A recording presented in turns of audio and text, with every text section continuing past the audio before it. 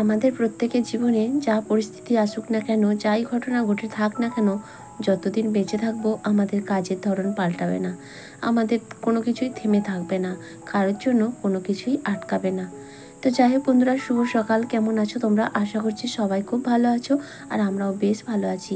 আমি আলপনা, আমার নতুন আরও একটি ব্লগে তোমাদের সবাইকে জানাই অনেক অনেক স্বাগত আর অনেক অনেক ভালোবাসা। আজ হলো রবিবার, এখন ঘড়িতে সময় সকাল 5টা। আর প্রত্যেক দিনের মতো ঠিক সকাল সকালই ঘুম থেকে উঠে পড়েছি। আর আজকে কিন্তু বৃষ্টিটা বন্ধ আছে। তো আজকে আমাদের নতুন আর একটা জীবনযাত্রা বলতে পারো, কয়েকদিনের একটা কঠিন পরিস্থিতির মধ্য দিয়ে যেতে হবে। আর আজ হচ্ছে তার প্রথম দিন। কালকের ভিডিও বলেছিলাম যে আমাদের আজ থেকে কিন্তু অসুখ শুরু হয়ে গেছে। দেখো, একজন মানুষকে আমরা কালকে হারিয়েছি, কিন্তু তার জন্য কি আমরা থেমে আছি? আমাদের সেই প্রত্যেক দিনের কাজকর্ম সবই কিন্তু চলছে। সেই খাওয়া দাওয়া সমস্ত কিছুই করতে হবে, তবে একটু নিয়মকানুন মেনে আর কি। তো যাই হোক, আজ থেকে শুরু সেই একটা কঠিন পরিস্থিতির মধ্য দিয়ে যাওয়া। কারণ এখনকার দিনে আমরা যেইভাবে অভ্যস্ত, এই সমস্ত কিছু পালন করা আমাদের পক্ষে একটু টাফ হয়ে যায়।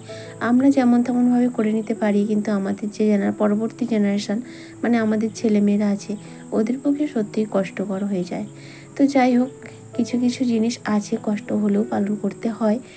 তো ওদিকে ঘরদোরগুলো ঝাড় দিয়ে নিলাম, আর এখন বাইরটা ঝাড় দিয়ে নিচ্ছি। যেহেতু বৃষ্টি বন্ধ রয়েছে, কাল থেকে বন্ধ আছে, তো সেই জন্য বাইরটা একটু শুকনো আছে, তাই ঘরদোরগুলো ঝাড় দিয়ে বাইরটাও ঝাড় দিয়ে নিচ্ছি।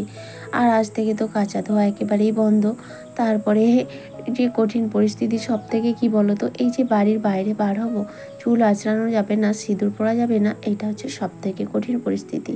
আমাকে তো বেরোতেই হবে, মেয়ে নাচ গান, আজ হয়তো কোনো কারণে স্কুলে তোমাদের দাদাভাই না থাকলে যেতেই হবে।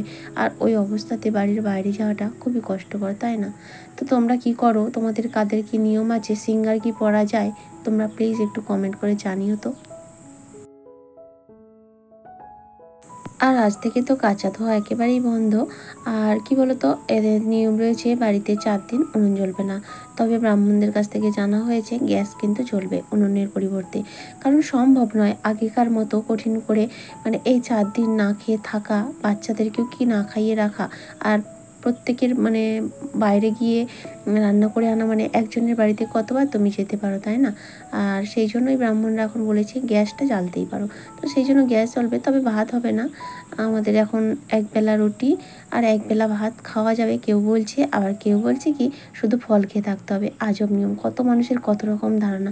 আমার বাপের বাড়ির থেকে দেখেছি, যিনি মারা যান তার ছেলে বৌমা, মানে তার নিজের লোক যারা ছেলে বৌমা, এরাই কিন্তু হচ্ছে ফল খেয়ে সাবু খেয়ে থাকে, বাকিরা নিরামিষ ভাত খেতে পারে। আবার এদের এখানে দেখছি জ্ঞাতি ভাগাড়িরাও, মানে আমাদের তো জ্ঞাতি, ওরা আমাদের নিজের কেউ না, মানে জ্ঞাতি যাকে বলে একেবারে নিজের বলতে যে এগুলো হয় সেটা কিন্তু নয়। তো তাতেও নাকি ফল সাবু খেয়ে থাকতে হয়।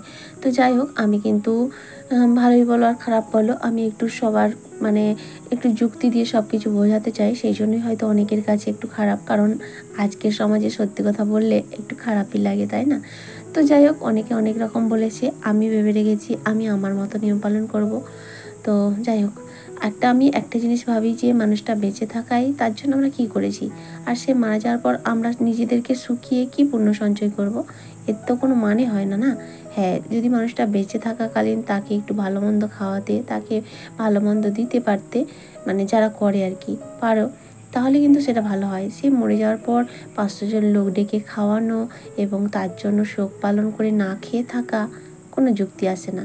তো যাই হোক, যেখানে যারা যেরকম মানে সব কিছু নিজের কাছে। তো যাই হোক, ভাত রান্না হবে না বাড়িতে, এটুকুই আপাতত করব, কিন্তু গ্যাসে আমি তরকারিটা করব। আর সত্যি কথা বলতে কি, রুটি খেয়ে তোমাদের দাদাভাই বা আমার বা মেয়ের কারোরই থাকা সম্ভব নয়। নিজেদের শরীরের খেয়াল রাখতেই হবে, তাই না? নিয়ম পালন করতে গিয়ে যদি আমরা 3 জনে অসুস্থ হয়ে পড়ি, তখন আমাদের কে দেখবে? তো সেই কারণে আমরা 3 জন, মানে আমরা 2 জন, তোমাদের দাদাভাই এবং আমি সিদ্ধান্ত নিয়েছি, শুধু আমি নয়, আমাদের পাশাপাশি আরও যারা তারা অন্য বংশের, তারা বলেছে একবেলা ভাত একবেলা রুটি খেতেই পারবে নিরামিষ। তো সেই জন্য তাদের ওখান থেকে ভাত করে আনবো, বাড়িতে তরকারিটা করে আনবো, আর রাতে রুটি বানাবো।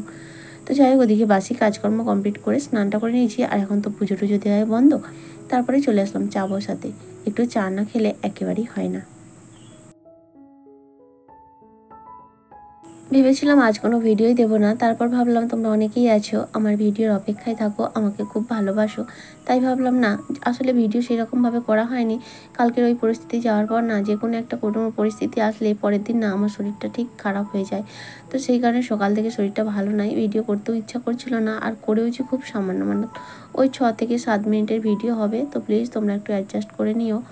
আর আজ এখন রান্না তারপরে অনেকটা সময়ও বসে দাঁড়িয়েই কাটিয়েছি, ভালো লাগছিল না। তারপরে যে তরকারি করব আলু পটল সয়াবিন দিয়ে, নিরামিষ তরকারি, কিছুই না, শুধু ওই জিরে গুঁড়ো, ধনে গুঁড়ো আর লঙ্কার গুঁড়ো, হলুদও তো দেওয়া যাবে না, পেঁয়াজ আদা কিছুই দিচ্ছি না আর কি। তো যাই হোক, এদিকে তরকারিটা আমার হয়ে গেল। রান্না বলতে এটাই, আর রান্না না থাকা মানে সংসারে কোনো কাজ নেই, তাই না? তো যাই হোক, এদিকে তরকারিটা কমপ্লিট হয়ে গেছে, আর ভাতটা অন্য লোকের বাড়ি থেকে করে আনা হবে আর কি, মানে তারাই করে দেবে, পরে নিয়ে আসবো। তো এই হলো দুপুরের রান্নাবান্না, খাওয়া দাওয়া আর কি। এখন আর খাওয়া দাওয়া সেভাবে শেয়ার করতে পারছি না, দেখা হচ্ছে একেবারে সন্ধ্যাবেলায়। দুপুরের পর থেকে তো শরীরটা ভীষণ খারাপ লাগছিল, গলাটার মধ্যে কেন জানি না প্রচণ্ড ব্যথা, কথা বলতে পারছি না, অস্বস্তি, ব্যথা ঠিক নয়, মানে অন্যরকম টাইপের, ভীষণ ভয় লাগছিল যে গলার মধ্যে কিছু হয়ে গেল কিনা। আসলে সারাদিন মেয়ের পেছনে এত চিৎকার করতে হয়, তো সেই নিয়ে একটু চিন্তা ভাবনায় আছি। এখন যে মেয়েকে পড়াচ্ছি অনেকটা কষ্ট করেই, এরপর রাতে রুটি বানিয়ে নিয়েছি, আর দুপুরের ওই তরকারি একটু রেখেছিলাম, সেটা দিয়ে রাতে রুটি খাওয়া হবে। আর এই যে এখন কয়েকটা জামা কাপড় গতকাল কেচে নিয়েছিলাম, তো সেগুলোই এখন গুছিয়ে নিচ্ছি। আজকের এই ছোট ভিডিওটাতে কারোর নাম নিতে পারছি না, তো প্লিজ একটু ক্ষমা করে দিও। আর অবশ্যই পরবর্তী দিন তোমাদের নামগুলো নিয়ে নেব, এবং কারো কমেন্টে রিপ্লাই দিতে পারছি না। তো যাই হোক, যারা প্রত্যেক দিন এত সুন্দর সুন্দর কমেন্ট করো, এবং কালকেও যারা করেছো, তাদের সবাইকে জানাই অসংখ্য ধন্যবাদ। ভিডিওর মাধ্যমে হয়তো কমেন্টে রিপ্লাই দিতে পারলাম না, কিন্তু আমি মেসেজের মাধ্যমে অবশ্যই দিয়ে দিয়েছি এবং দিয়েও দেবো। তো প্লিজ তোমরা একটা দিন একটু অ্যাডজাস্ট করে নিও। আসলে ভিডিওটা খুবই ছোট হয়ে গেছে, মানসিক দিক থেকেও ঠিক আছে, কিন্তু শারীরিক দিক থেকে একটু অসুবিধা আছে। ভেবেছিলাম তো দেবই না, আসলে মাঝে মধ্যে হয় না এমন পরিস্থিতি যে ভিডিও বানাতে ইচ্ছা করে না। তো আজ হচ্ছে সেরকম একটা পরিস্থিতি এসেছিলো, তাই যেটুকু বানিয়েছিলাম সেটাই তোমাদের সঙ্গে শেয়ার করলাম। জানি না তোমাদের কেমন লাগবে, তবুও বলিছি, যদি একটু কোথাও ভালো লাগে তাহলে প্লিজ একটা লাইক করে দিও, আর চাইলে শেয়ারও করতে পারো। তাহলে চলো আজকের মতো বিদায় নিয়ে নিচ্ছি, টাটা।